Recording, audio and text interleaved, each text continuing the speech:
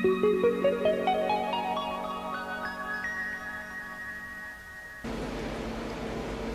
as Sebamurti was saying,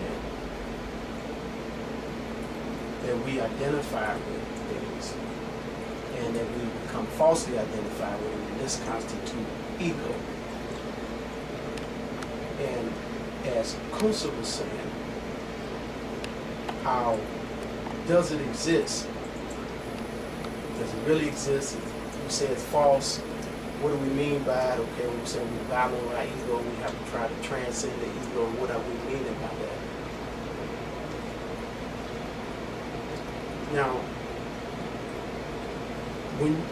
one of the classic examples is related to a misperception.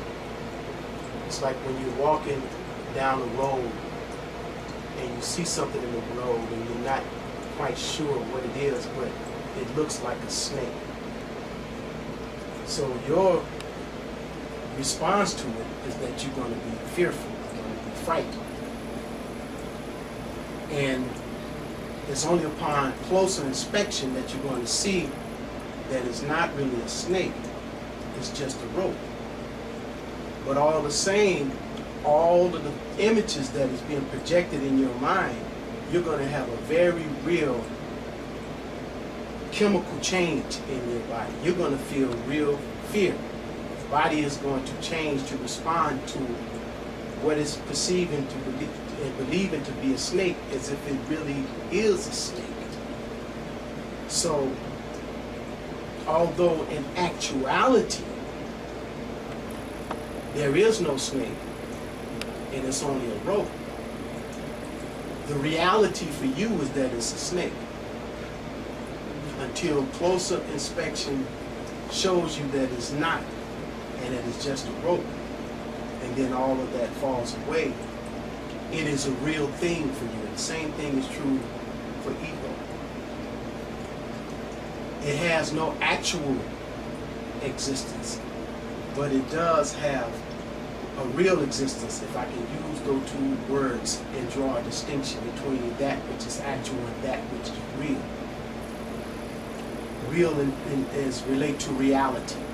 You're having a real experience when you are frightened, even though it may be something that is an illusion.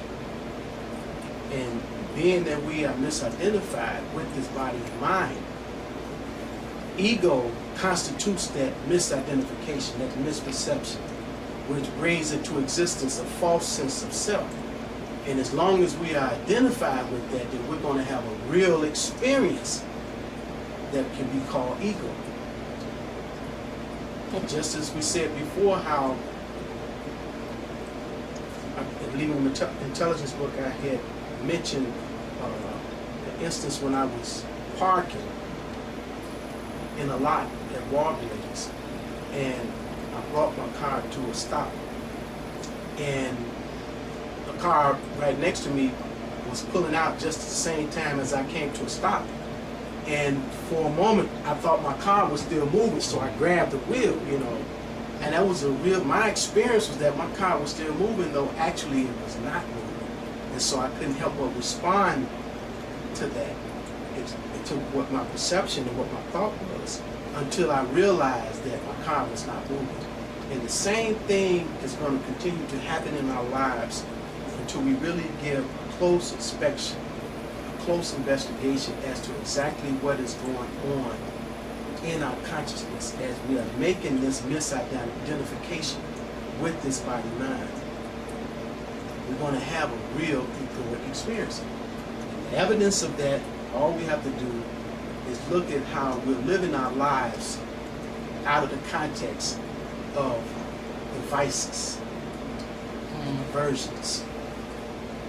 That there's more of a dominance of anger, lust, greed, attachment, and vanity. And again, remember in the very first newsletter, we talked about the fall from grace. I think this would be something good to see also how it has come about. And we talk about the oneness, the singular reality, and how something about being born, coming into creation, there's a self-imposing limitation that is placed on the single reality, which brings about degrees of ignorance. And that ignorance is the basis of all equality. And that any movement out of ignorance is going to bring about desires and fears. And that these desires is moving towards something to become attached to it, wanting it. The very word desire comes from the word desire, which means that which is needed. Feel incomplete. So you're seeking to union with something to make you complete. That's what you're moving toward desires. And fear, you're fearing things, you're moving away from things out of fear. And this is the basis of much of what goes on in our lives when we are identified with this body and mind. We have desires and fears all coming out of ignorance. And then all of the movements that take place on the basis of desires and fears is what creates the anger, the lust, the greed, attachment, and the vanities. And that they all are connected.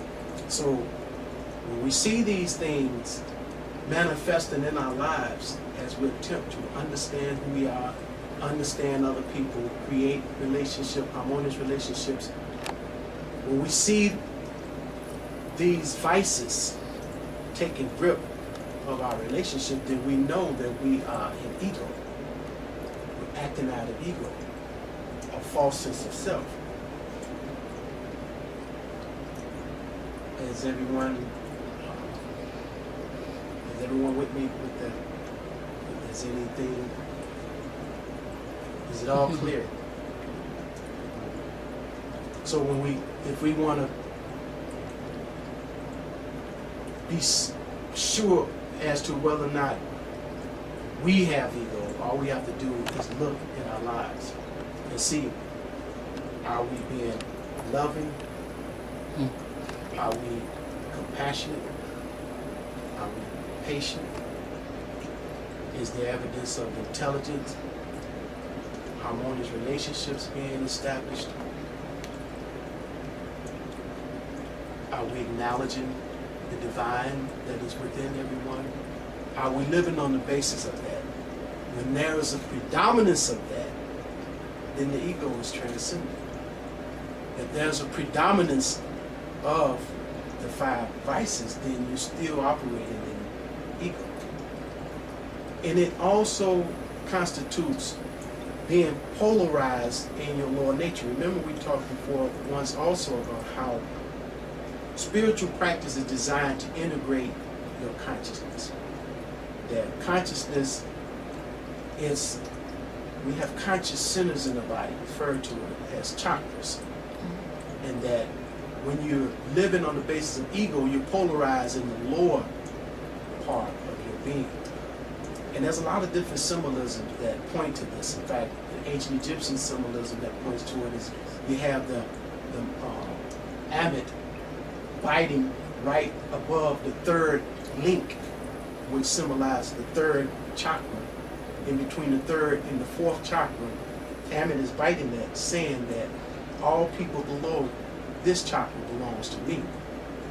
Okay, once you get to the fourth chakra, on up to the seventh chakra, you are in the higher dimension of your conscious being. And so operating on the lower three constitutes ego too. And that's that felt sense of separation. Feeling separate from God, being that God is who we are in essence. In reality, that's who we really are. And what we're supposed to do is awaken to that truth. Not being aware of that and acting on the basis of our lower nature, that's that felt sense of separation.